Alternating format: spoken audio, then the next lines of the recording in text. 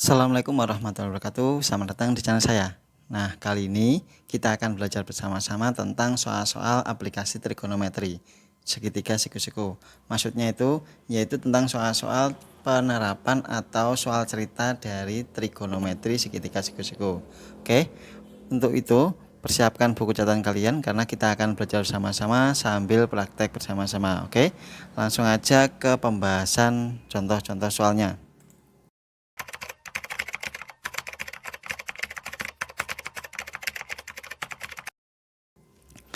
Nah, untuk pembahasan contoh-contoh soal itu sampean harus tahu dulu rumus-rumus perbandingan trigonometri. Nah, sebelum itu di video saya sebelumnya itu juga sudah saya bahas tentang rumus-rumus perbandingan trigonometri. Seperti ini, sin itu rumusnya adalah depan dibagi miring, terus cos itu samping dibagi miring, sama tan itu yaitu rumusnya depan dibagi samping. Untuk itu, sampean harus hafal ini. Kalau ini sudah hafal, insya Allah bisa mengerjakan aplikasi trigonometri segitiga siku-siku. Terus ada lagi satu lagi yang harus sampean pahami atau ingat, yaitu tabel trigonometri atau tabel perbandingan trigonometri sin cos tan dari 0 derajat sampai 90 derajat. Kalau ini juga sudah hafal, insya Allah mengerjakan aplikasi trigonometri itu sampean gampang sekali. Dari sini tanyakan, kalau tidak ini juga sudah hafal ya. Nah, langsung aja ke contoh soalnya. Nah, contoh soal yang pertama. Sebuah tangga yang panjangnya 8 meter bersandar pada tembok sebuah rumah.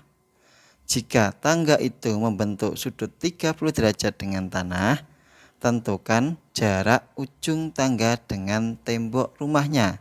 Nah, itu kalau kita gambar itu seperti ini. Nah, ini adalah temboknya, ini adalah tangganya, ini adalah tanahnya. Dan ini membentuk 30 derajat dari ini sudut 30 derajat dengan tanah ya. Jarak tangga dan tanah itu ada 30 derajat. Terus panjangnya tangga itu 8 meter. Di sini juga tangganya 8 meter. Dari sini kan ini gambarnya maaf ya jelek ya.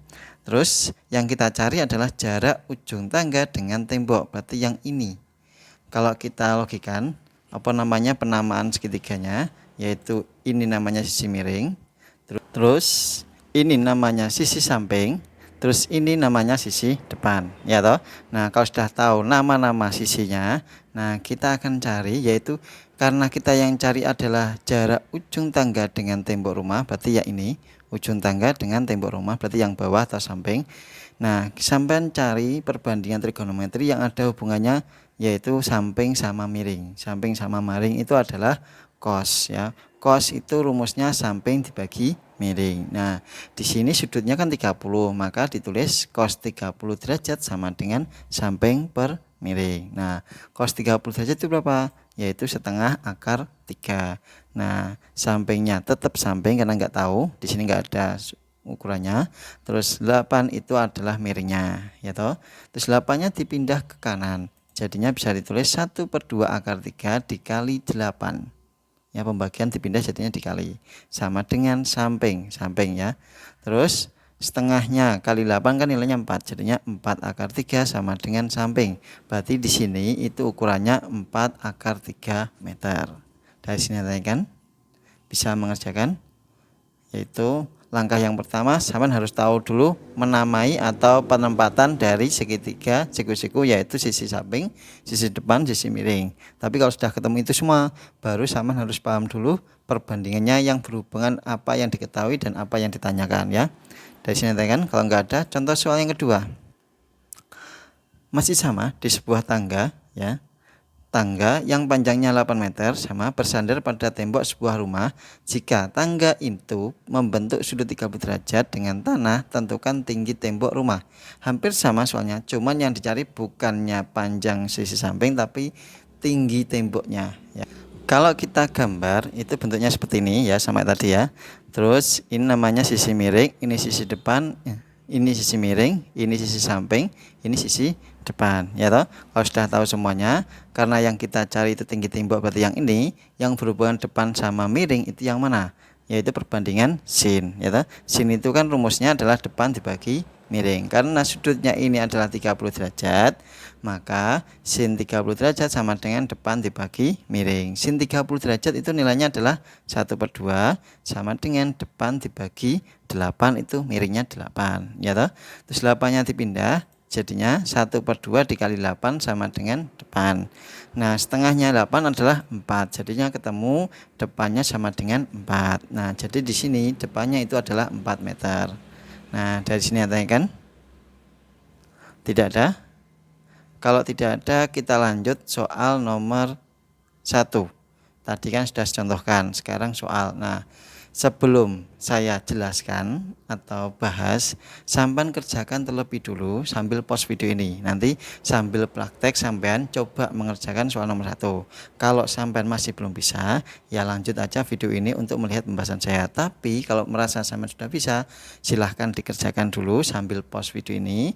Nanti kalau sudah saya mengerjakan, bisa dilanjutkan video ini untuk ngecek jawaban kalian itu sudah benar atau belum. Oke, silahkan dikerjakan. Sudah selesai? Kalau sudah selesai, kita bahas sama-sama ya. Seorang pengamat sedang mengamati sebuah pesawat yang terbang di ketinggian 1120 km dengan sudut elevasi itu ke atas, menghadap ke atas. Kalau ke bawah itu namanya depresi ya. Elevasi pengamat terhadap pesawat adalah 30 derajat. Nah, ini menghadap ke pesawat ke atas 30 derajat. Tentukan jarak dari pengamat ke pesawat. Berarti yang cari ini ke pesawatnya berapa? Diketahui tingginya 120. Nah, untuk itu kita harus tahu dulu nama-namanya, yaitu ini yang kita cari, ya toh. Terus ini adalah nama-nama sisi-sisinya. Sisi miring, sisi depan, sisi samping. Karena sudutnya di sini, otomatis di sini depannya, ya toh. Kalau sudah tahu ini semuanya, nah karena kita yang cari adalah sisi miring dan yang diketahui adalah sisi depan, yang berhubungan depan sama miring itu perbandingan trigonometri apa? Sin, cos, apa tan? Nah, tadi adalah perbandingan sin, yaitu sin 30 sama dengan depan dibagi miring. Dari sini kan tidak ada, harus hafal ya perbandingan sin, cos, apa tan. Terus sin 30 itu nilainya adalah setengah. Terus sama dengan depannya 120 ini tadi ya. Terus dibagi miringnya. Nah, terus miringnya kita kalikan dengan 1, duanya kita kalikan dengan 120. Jadinya miring sama dengan 2 kali 120. Nah, 2 kali 120 adalah 240. Nah, jadi miringnya adalah 240 atau jaraknya dari pengamat ke pesawat adalah 240 km. Gimana? Bisa? Ya, kuncinya yang pertama gambar, yang kedua penamaan sisinya, yang ketiga nilai sudutnya atau perbandingannya, terus yang ketiga sin kostannya ya. Dari situ ada kan? Kalau nggak ada, kita lanjut soal nomor 2. Nah, soal nomor 2 silahkan dikerjakan soal nomor 2 ini sambil pause video ini. Nanti kalau sudah selesai mengerjakan, silahkan dilanjutkan video ini untuk mengecek jawaban kalian itu sudah benar atau belum ya. Silahkan dikerjakan soal nomor 2. Sudah? Kalau sudah, kita bahas sama-sama ya. Di sini seorang anak yang memiliki tinggi badan 155 cm terukur sampai mata, berdiri pada jarak 12 meter dari tiang bendera. Ia melihat puncak tiang bendera dengan sudut elevasi 45 derajat. Tentukan tinggi tiang bendera tersebut. Kalau kita buat gambar itu seperti ini. Ini orangnya melihat tiang bendera, ya toh. Dari sini kan, terus sudutnya elevasinya adalah 45 derajat. Terus di sini jaraknya orangnya sama tiangnya adalah 12 meter. Terus tingginya kan 155. Berarti otomatis segini juga 155, ya toh. Terus ininya itu berapa? Ya. Tinggi tiang ini yang kita cari. Nah, kalau sudah tahu tinggi tiang ini berapa, nanti ditambahkan 155 ya. Jadi kalau kita buat sisinya, yaitu sisi miring, sisi depan sama sisi samping. Jadi otomatis tan 45. Kenapa? Karena yang diketahui 45. Kenapa kok urusannya tan? Karena yang diketahui itu adalah samping, terus yang dicari adalah sisi depan, maka saya buatkan perbandingan trigonometri itu adalah tan. Kenapa? Karena tan itu depan dibagi samping. Terus tan 45 nilainya 1 sama dengan depannya tetap depan karena nggak tahu ukurannya. Terus yang sampingnya adalah 12 karena ini ya. Terus 12-nya dikali dengan 1 jadinya 12 sama dengan depan. Jadi ketemu depannya 12. Kalau sudah ketemu depannya 12, kita mencari tinggi tiangnya.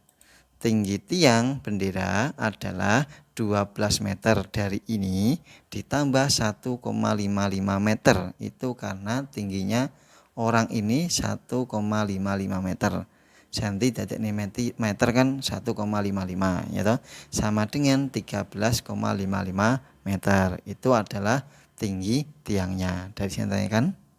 Tidak ada. Kalau tidak ada, kita lanjut soal nomor 3. Nah, soal nomor 3 silahkan dikerjakan. Soal nomor 3 ini sambil pause video ini, nanti kalau sudah saya mengerjakan bisa dilanjutkan video ini mengecek jawaban kalian itu sudah benar atau belum ya. Silahkan dikerjakan. Sudah selesai, kalau sudah selesai kita bahas sama-sama ya. Di sini seseorang yang berada di atas mercusuar dengan tinggi 45 akar 3 meter, berarti tingginya mercusuar itu 45 akar 3 meter, sedang mengamati sebuah objek di bawahnya dengan jarak antara objek dan mercusuar adalah 135 meter. Berarti segini 135 meter. Tentukan sudut depresi yang terbentuk. Depresi itu yang ini, yang menghadap ke bawah ini ya. Nah, cara ngerjakannya itu gini, kita ambil ini ya. Ini adalah sebuah segitiga siku-siku ya toh. Nah, bukan nyari yang ini, tapi kita buat yang ininya ya, karena alfanya di sininya. Berarti ini adalah 135 dari mana? Karena sini panjangnya 135 meter, berarti otomatis segini juga 135 meter. Terus tingginya adalah 45 akar 3 meter ini. Terus sudutnya di sini ya toh. Nah, kalau sudah tahu semuanya, baru kita cari yang hubungannya sama ini, penamaannya ini. Depan, samping, miring. Yang ada depan sama sampingnya yang mana? Sin, cos, apa tan? Depan sama samping. Tan ya, karena rumusnya tan itu depan dibagi samping. Otomatis tan alfa sama dengan depan dibagi samping ya toh. Tan alfanya tetap, kenapa? Karena nggak tahu sudutnya. Karena yang kita cari sudutnya ini. Sama dengan depannya adalah 45 akar 3 dari ini. Terus dibagi 135 itu dari sampingnya ini. Terus kita sederhanakan ya toh. Kita sederhanakan, dibagi 45 bagi 45 bisa, yaitu nilainya 1/3 akar 3. Nah, tan yang nilainya 1/3 akar 3 itu tan berapa? Ternyata tan 30. Jadi ketemu alfanya itu adalah 30 derajat. Jadi jawabannya alfa di sini adalah 30 derajat. Dari sini ada yang tanyakan? Bisa mengerjakan soal cerita perbandingan trigonometri segitiga siku-siku? Bisa ya. Yaitu yang pertama, sampean harus bisa memahami gambarnya atau menggambarnya. Terus yang kedua, langkah kedua yaitu harus bisa menamai sisi-sisinya. Terus yang ketiga yaitu harus tahu perbandingan yang digunakan dari yang diketahui sama yang ditanya. Terus yang ketiga, yang keempat harus hafal nilai perbandingan sin, cos, dan tan. Dari sini tanyakan. Kalau tidak ada, sekian dari video saya. Bila video ini bermanfaat, silahkan like video ini lalu subscribe channel saya ya, biar channel saya lebih berkembang. Saya akhiri, wassalamualaikum warahmatullahi wabarakatuh.